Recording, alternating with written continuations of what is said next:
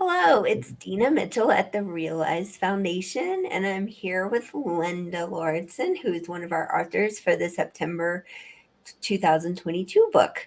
So, welcome, Linda. Thank you. Hi, Dina. Good to see you. You too.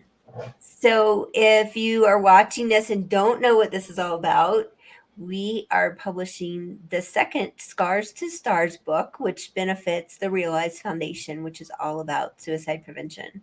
And we have a different approach. We talk about conversations and community and personal story and how those human connections can help people feel like they're not alone and feel like someone else has walked in their shoes and there is hope. And so that's what we're all about. And our books are a compilation of personal stories of all different kinds of obstacles in life, and we've had a huge outpouring around the first one, and we're super excited to launch this one on September 22nd. So, Linda, I have two questions for you. I know you know that, but my first question is, tell us a little bit about your chapter. Well, my chapter is at a time when I was quite young and naive, and it's before I had a real grasp of what was going on with the world. And so the experience of having a community and having that sense of comfort, having a sense of familiarity, and not ever questioning where you're going, what you're doing, who's with you, and how we didn't, we could say we could take it for granted, but I was too young to understand what being taken for granted meant or the experience of that. So once I was removed from that community and lost that sense of comfort and familiarity, there are many things that came after that. And I think there's a lot of things people can relate to, because change is inevitable. We know this as we get older, but when you're younger and you're put into it for the first time, basically, that change and the unraveling of everything and the effects of people around you, people you don't know, people who judge you from the outside, and what it does to you internally, what it reflects on the outside, and how you can carry that around with you for a really long time. And it really was my way of understanding who I was and where I wanted to go in life, so that I could stop experiencing that loneliness and the isolation that came with change. Thank you for sharing that. I relate to several things in your story, so I'll have to talk to you about that later. But Yeah. the moving, I moved, I think, at age 7 to a more remote place. So it really You can relate. resonated when I read your story. So I hope other people get to. And there's so many things that you learn from that kind of change, like you said. And Yeah. me having moved, I've moved 51 times since high school. So it's Wow. yeah, and I'm 52 now, and I'm ready to buy another house and like never move again. That's what I keep saying. But anyway, I'm getting off track.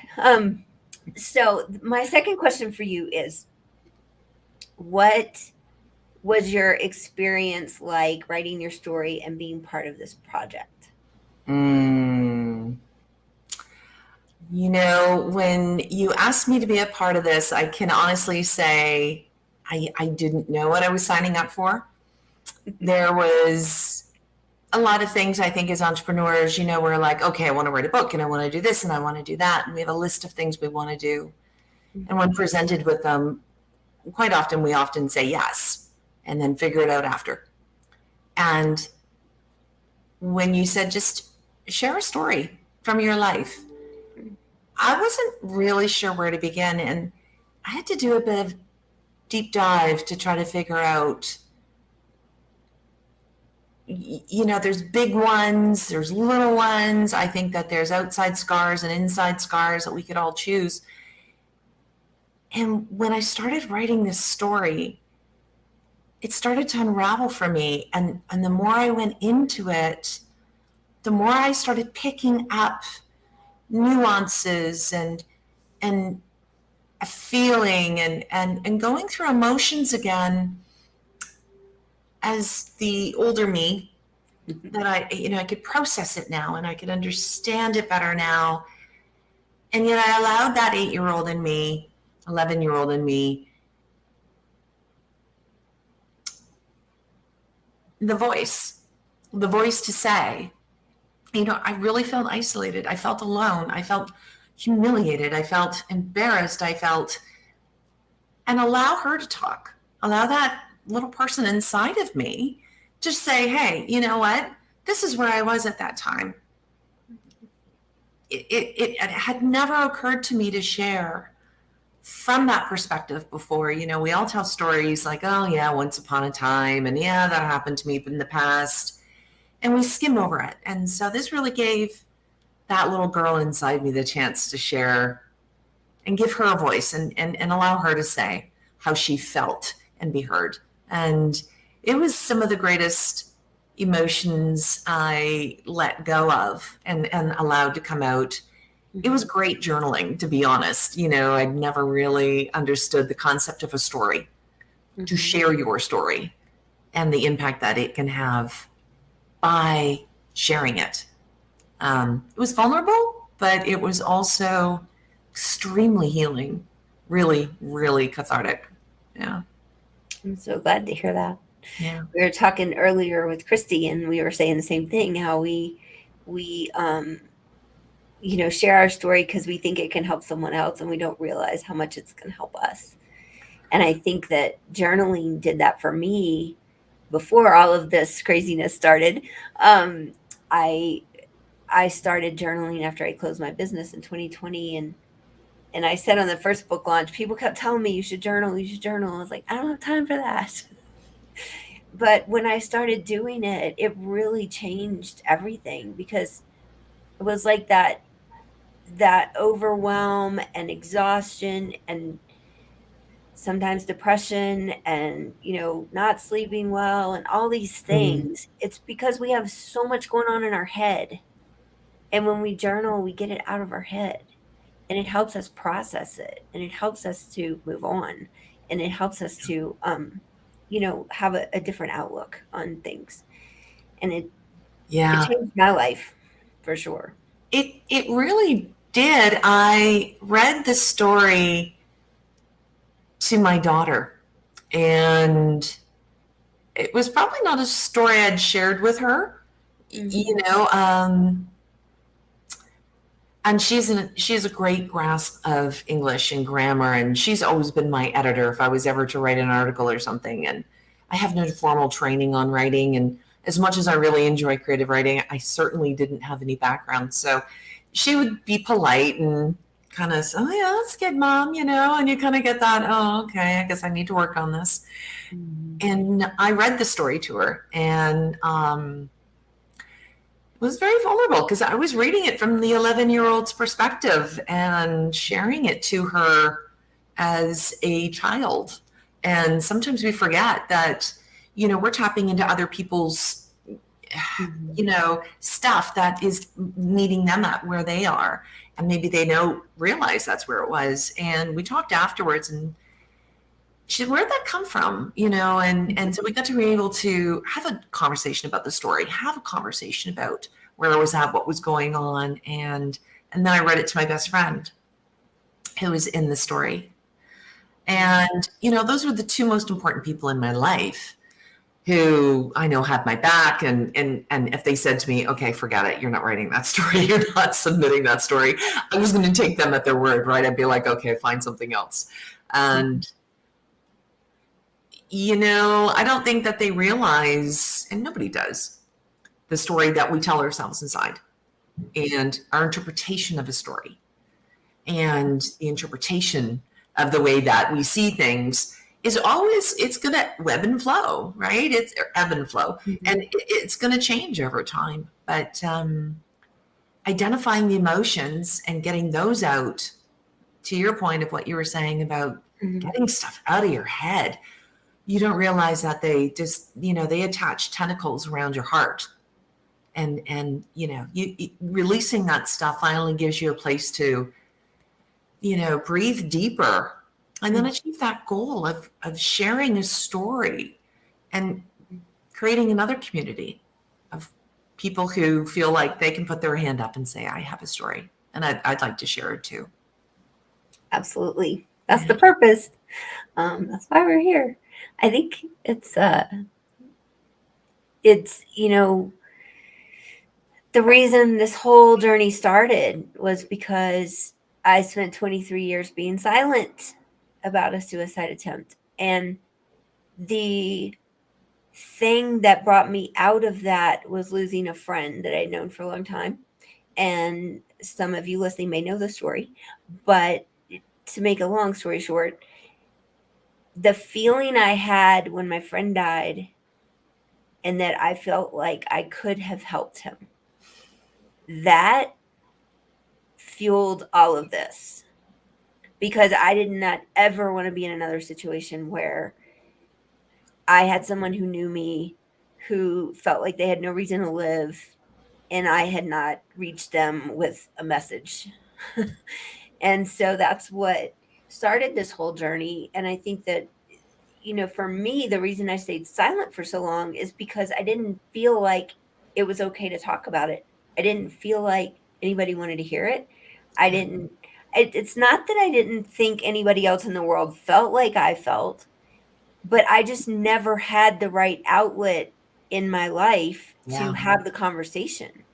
And when I woke up in the hospital in 1997, the doctor sent me home. Like they just let me walk out of the hospital. They didn't do anything except give me a doctor's name to follow up with.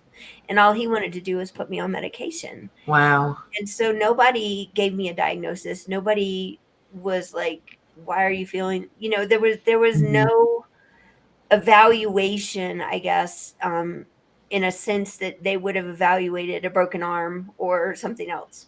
And I think that that's what kept me silent for so long, is that, people back then were like, oh, you think of suicide and crazy mental health and insane asylums. Like, that's what you think of back then.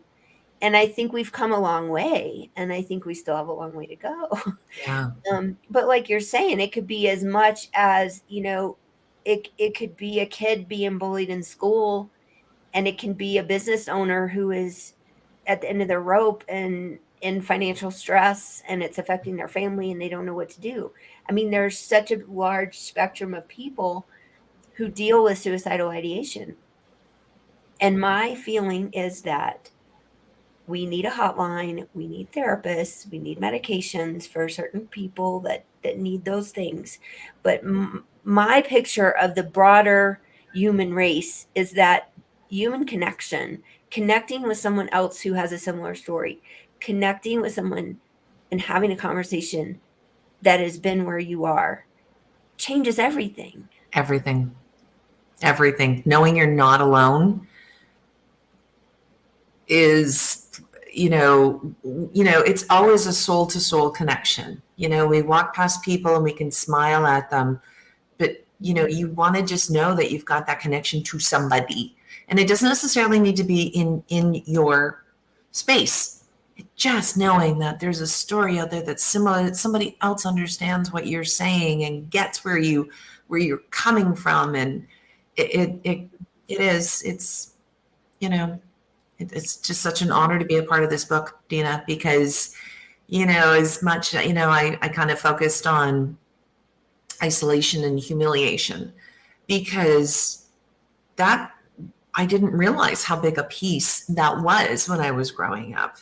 Mhm. And that was, you can carry that with you, as you say. You don't even realize that just puts a veil in front of your eyes, and you can see through it, but everything's dark. Yeah, that's true.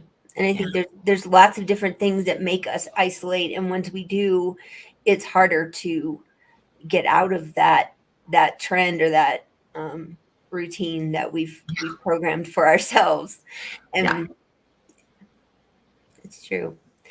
Well, I am so glad you're part of this book, and I Oh, love thank your you. story. And I think that even the younger generation could really relate to Yeah. the story that you wrote, where a Mm. lot of us write adult stories, and maybe they're not really good for kids to read in some instances, but I think yours is one that really could maybe help teens and people in high school that are going through things, because the teen suicide rate has been rising, and it's just a horrible situation.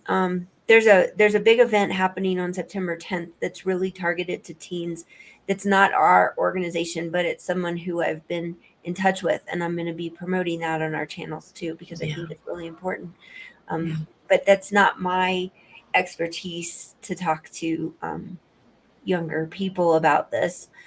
But I'm happy to do whatever I can to help. And I think your story might be one that we could share to a different audience than some of the people who would normally read our book. So Yeah, I mean, I didn't really stop to think of it from that perspective, but that's a really good point. mhm. I think everyone's been there at some point in time in their life, and I never realized how much that shaped me into my adulthood. Mhm. And yeah, it made for a really clear picture when I understood it and unraveled it, and finally got pen to paper sort of thing. And Yeah. if it can help one person, Dina, Yeah. then it's been worth every minute of it. And it was personally wonderful to share it and to let it out, and to be able to be a part of this experience, because I think you've given a great gift to a lot of people to have the opportunity to hear their story and to find their story and to let it out. Well, thank you. I think it all started because I was looking for an outlet. And I think I'm just very thankful of all the people who've been involved from the beginning, and just the stories and the things people have overcome is pretty amazing. Unbelievable. The stories are phenomenal. So Every every chapter has mhm, been, you know, some sense of relation, right? You can relate to something that they're mhm, sharing. You've maybe never walked in their shoes like that, but mhm. you can tap into the emotions. That's why we're human, right? And to Yeah, help to realize you're not alone, which is exactly, I think, what you yeah. said. That And is maybe it's even a hint of something that will help us in the future that we don't even know about yet, because a good some point. people write about things we haven't been through, but maybe we will go through those things one day, and we'll already have that knowledge. And I don't know, I think it's all helpful, and I'm just super excited about the group of people who have come together for both of the books, and the future ones that are in the works. And I think I've already heard so many stories about impact from the one we released in February, and just people buying books to donate to jails and to homeless shelters and to um just other organizations that have people that need this. And so I'm just thankful to everyone involved, everyone who's bought a book, everyone who's shared a book. A lot of people have bought them and read it and then handed it off, and kind of you know handed it off. And so we put a new page in our second book in the beginning that says, if you're going to share, please leave a note for the next person or Oh, something, that's so we can kind of brilliant. have a little more connection to our community. And Hmm. excited. I'm really excited That's about so it. smart. That's awesome. I think, I mean, this experience has done so much and will continue to, because of your leadership and, the mission that the Believe Foundation has created. You're going to help so many people and already have. Well, thank you, Linda. And for all of you watching, I would like to tell you, you can go to the realizefoundation.org website and go to the events tab, and you can see our book launch events as well as other events. They're all virtual, so anybody can join.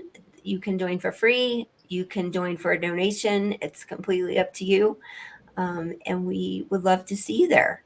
So I'm going to take us out of this video feed so I can show you a graphic of the new book, and we hope to see you at our book launch.